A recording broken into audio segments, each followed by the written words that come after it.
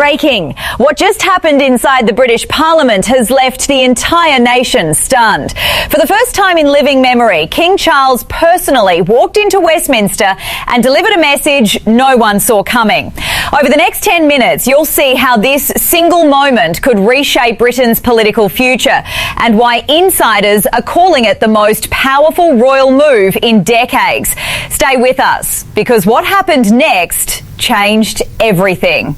It all began when the Prime Minister gave a statement about the need for Britain's institutions to modernise.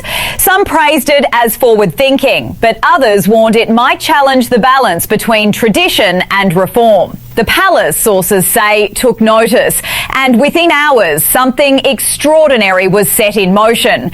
By noon, the palace confirmed that His Majesty the King would personally address Parliament, a move so rare that even senior MPs were caught off guard. Cameras rushed to Westminster. Reporters described the atmosphere as tense, uncertain and historic. When King Charles entered the chamber, every conversation stopped. The entire hall fell silent. What followed was a speech that will be remembered for generations. Calm, precise and commanding, the King reminded the nation of the importance of stability, duty and unity. His words were measured but firm, a reminder that the Crown stands not above the people but with them, as guardian of Britain's constitutional spirit. Political analysts were quick to react. Some called it a masterstroke of leadership. Others debated whether such a public message risked crossing traditional boundaries.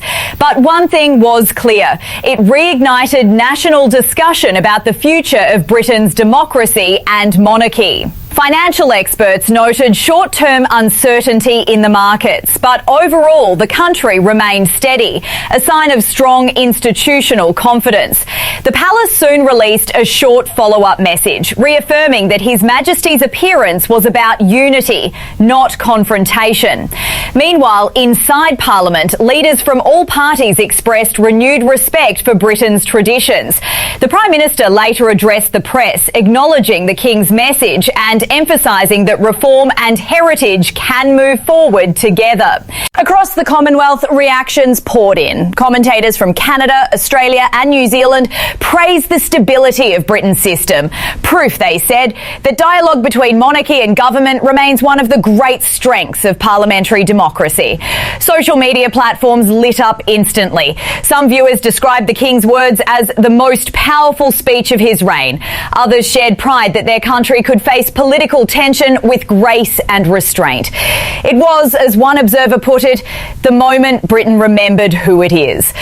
As night fell, the palace confirmed that His Majesty had returned to Windsor. Meanwhile, inside Downing Street, the government convened meetings to discuss next steps, ensuring that communication between the Crown and Parliament remained transparent and respectful.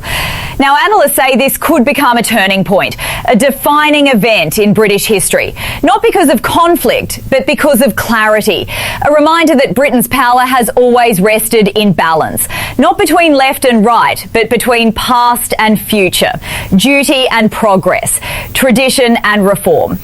So what happens next? Does this royal intervention bring Britain closer together, or will it spark a new wave of political debate across Westminster? One thing's certain, the world is watching. And in the days ahead, what unfolds inside Parliament could shape the United Kingdom's story for generations. If you want to stay ahead of every major update from London, make sure you're subscribed, because the next chapter of this story is just beginning.